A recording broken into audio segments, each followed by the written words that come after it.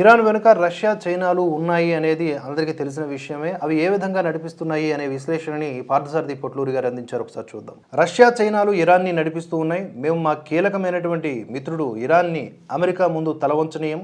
Russia విదేశాంగ మంత్రి లెవరోవ్ అన్న మాటలు ఇవి. రష్యా వార్ ప్లాన్ని ఇరాన్ అమలు చేస్తోంది. చైనా పరోక్షంగా ఇరాన్కి సహాయం చేస్తున్నది. చైనా తన ఉపగ్రహాల ద్వారా మధ్యప్రాచ్యంలో ఏం జరుగుతున్నదో చాలా సీరియస్గా పర్యవేక్షిస్తూ ఇరాన్కి రియల్ టైం డేటాని అందిస్తున్నదట.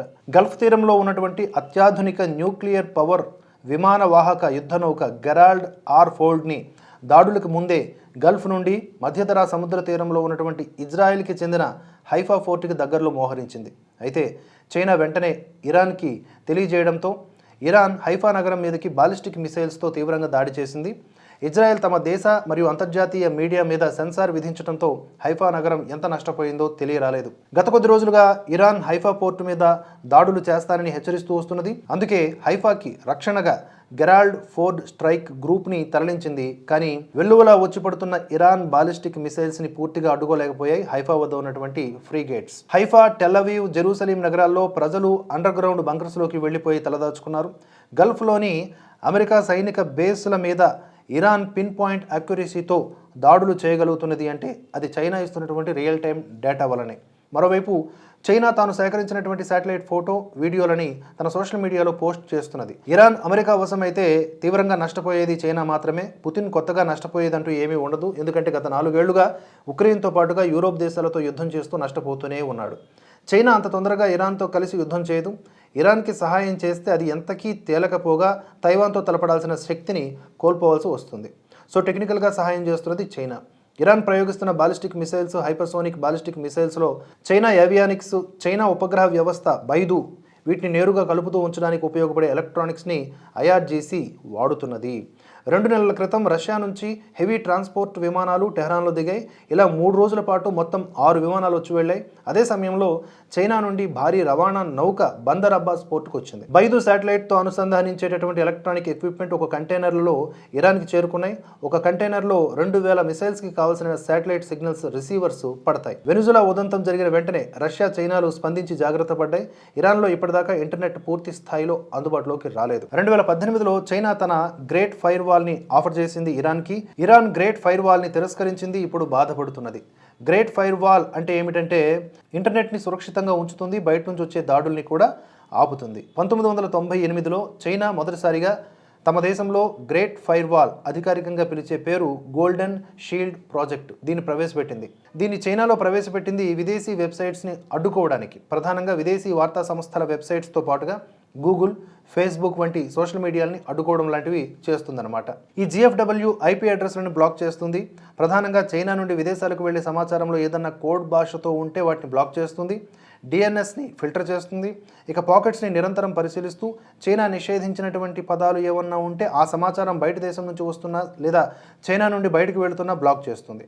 GFW నిరంతరం అప్డేట్ చేస్తూ ఉంటుంది చైనా. ఇరాన్ GFWని తిరస్కరించి తప్పు చేసింది. అయితే ఇక్కడ ఒక చిక్కు ఉంది. అది ఒకవేళ ఇరాన్ GFWని పెట్టుకుని ఉంటే ఈ రోజున మొసాద్ దాన్ని ఛేదించి ఉండేది. కానీ చైనా తన సమాచారం మొత్తాన్ని కూడా దొంగతనంగా తెలుసుకుంటుంది అనే భయం ఉంది. నిన్న రష్యా విదేశాంగ మంత్రి ఒక మాట అన్నాడు. రష్యాతో ఇరాన్ కమ్యూనికేషన్ వ్యవస్థ లేదు గత కొన్ని రోజులుగా, కాబట్టి ఇరాన్ అధికారులతో మేము కాంటాక్ట్ చేయలేకపోతున్నాము అని. సో ప్రస్తుతం ఇరాన్తో అమెరికా, ఇజ్రాయెల్ యుద్ధం చేయడం లేదు.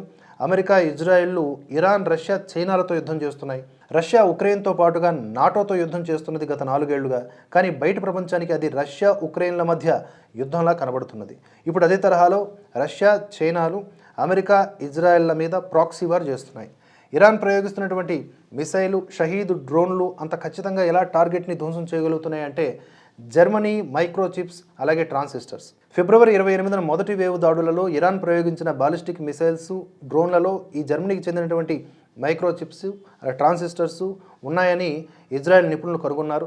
మేడ్ ఇన్ జర్మనీ అనే గుర్తులని చైనా చెరిపేసి ఇరాన్కి సప్లై చేసింది. కానీ ఇజ్రాయెల్ పోస్ట్ మార్టంలో మేడ్ ఇన్ జర్మనీ అని ప్రింట్ ఉన్న విషయాన్ని కనుక్కుంది. తన ఎలక్ట్రానిక్స్ని నేరుగా ఇరాన్కి ఇస్తే తనకు నష్టం కాబట్టి జర్మనీ నుండి దిగుమతి చేసుకుని వాటి మీద మేడ్ ఇన్ జర్మనీ గుర్తులను చెరిపేసి ఇరాన్కి సప్లై చేసింది. మైక్రోచిప్స్, ట్రాన్సిస్టర్స్ని జర్మనీ ఎందుకు చైనాకి సప్లై చేసింది అంటే జర్మనీకి కావాల్సిన రేర్ ఎర్త్ మినరల్స్ని చైనా ఇస్తుంది కాబట్టి. గల్ఫ్ రీజియన్లో చైనా తన నావిగేషన్ ఉపగ్రహ వ్యవస్థ ద్వారా అమెరికన్, ఇజ్రాయేలీ కదలికల్ని రియల్ టైం డేటాతో ఇరాన్కి సమాచారం ఇస్తే, రష్యా తన నావిగేషన్ ఉపగ్రహ వ్యవస్థ అయినటువంటి గ్లోనాస్తో గల్ఫ్తో పాటుగా ఇజ్రాయెల్లోని టార్గెట్స్ని గుర్తించి ఇరాన్ మిసైల్స్ని పిన్ పాయింట్ అక్యురసీతో కొడుతున్నాయి. ఇరాన్ వార్ మొదలవక ముందు వరకు కూడా అమెరికన్, ఇజ్రాయెల్ స్ట్రైక్ అక్యురసీ 80% ఉంటే, ఇరాన్ అమెరికన్, ఇజ్రాయెల్ మీద దాడి చేస్తున్న మిసైల్ అటాక్స్ 90% అక్యురసీగా ఉన్నట్లుగా తెలుస్తోంది.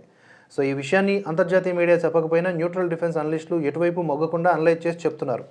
ఇప్పుడు ప్రపంచ యుద్ధం మొదలవుతుందా అంటే అవకాశం లేదు. రష్యా, చైనా, ఉత్తర కొరియాలు ఒకే వైపు ఉన్నంత కాలము అమెరికా, యూరోపులు సాహసం చేయవు. ఇంతకాలం ఉత్తర కొరియాని తక్కువగా చూసిన వాళ్ళు కూడా ఇప్పుడు రష్యా, చైనాలు కలిసి ఇరాన్ మిసైల్స్ని డ్రైవ్ చేస్తున్న తీరును చూస్తే ఉత్తర కొరియాని కూడా అజేయ శక్తిగా గుర్తించక తప్పదు. రష్యా, చైనాలు కలిసి ఇప్పుడు ఇరాన్ని నడిపిస్తున్నట్లే ఉత్తర కొరియాని కూడా ఇదే విధంగా నడిపిస్తాయి. అమెరికన్ థింక్ ట్యాంక్ ఊసరవెల్లికి తాత తమతో బలమైన దేశాలు ఉండాలని కోరుకుంటుంది తప్పితే బలహీనమైన యూరోపిని కాదు. ప్రస్తుతం ఇరాన్తో అమెరికా, ఇజ్రాయెల్ చేస్తున్న యుద్ధాన్ని రష్యా, చైనా, ఇరాన్లతో చేస్తున్నట్లుగా పరిగణించాలి. ఇరాన్, చైనాలని పక్కన పెడితే మనం రష్యాదే పై చేయిగా ఉండాలని కోరుకోవాలి. ఏకధ్రువ ప్రపంచం ప్రమాదకరం.